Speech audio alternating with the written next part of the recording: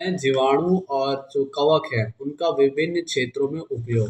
तो सबसे पहले देखो भाई, जीवाणुओं का हम उपयोग देखेंगे नाइट्रोजनी स्थिरीकरण में। तो नाइट्रोजन स्थिरीकरण में जैसे कुछ जीवाणु जैसे एजोटोबैक्टर, और हमारा दूसरा जीवाणु है क्लास्ट्रीडियम।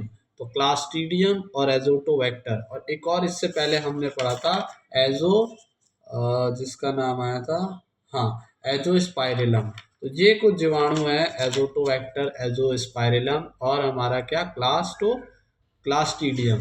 तो ये तीन जीवाणु ऐसे जो कि वही क्या करते हैं, नाइट्रोजन स्थिरीकरण द्वारा भूमि की उर्वरा शक्ति को बढ़ाते हैं, मतलब उपजाऊ बनाते हैं भूमि को। उसके बाद लैक्टिक अम्ल। तो लैक्टिक अम्ल किसे कहते हैं, हम दही को बोलते हैं। लैक्टोज से लैक्टिक अम्ल बनना मतलब दही बनना। तो वो बनाता है लैक्टोबैसिलस लैक्टाई नामक एक जीवाणु होता है, जो क्या करता है, लैक्टोज को लैक्टिक अम्ल में, दही में परिवर्तन करता है, लैक्टोबैसिलस लैक्टाई। उसके बाद है एसिटिक अम्ल के निर्माण में। तो एसिटिक अम्ल बोलते हैं हम सिरके को, और ये इसको जो बनाने वाला जीवाणु होता है वो होता है एसिटोबैक्टर एसिटाई।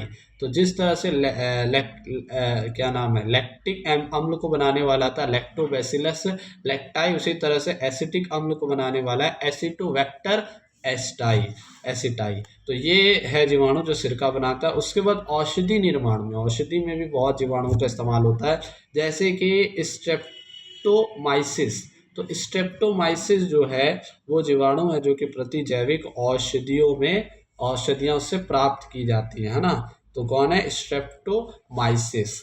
उसके बाद है सहजीवी संबंध, है ना। सहजीवी के रूप में भी कुछ कार्य करते जीवाणु हमारे शरीर में जीवाणु काम करते हैं, जैसे कि कुछ जैविक क्रियाओं में मदद करते हैं, जैसे कि इस्चरिचिया कोलाई, जिसे हम ई कोलाई भी बोलते हैं। तो इस्चरिचिया कोलाई, ई कोलाई जो है वो क्या करता है, जैविक क्रियाओं में मदद करता है, सहजीवी संबंध बनाता है हमारे शरीर के साथ। और उसके बाद हम देखेंगे कवक में। तो विभिन्न क्षेत्रों में कवक की उपयोगिता, जैसे कि सबसे पहला है औषधि के रूप में।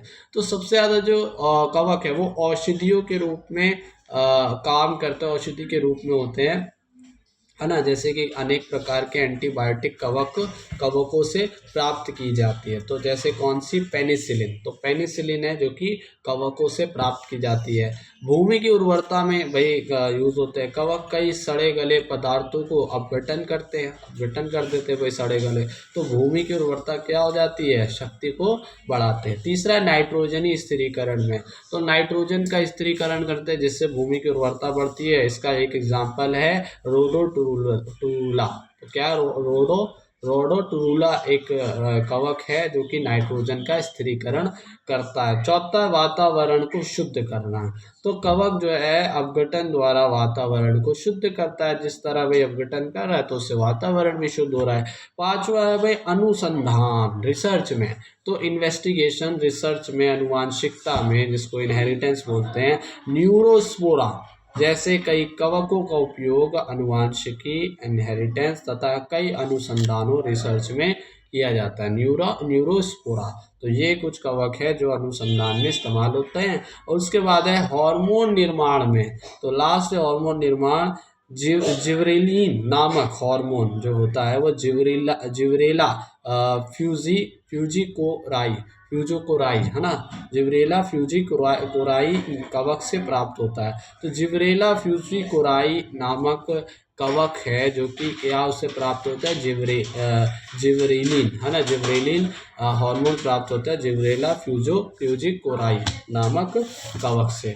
तो इस तरह हमने दो चीज़ें अभी देखी, जीवाणु और कवक विभिन्न क्षेत्रों में उपयोगिता।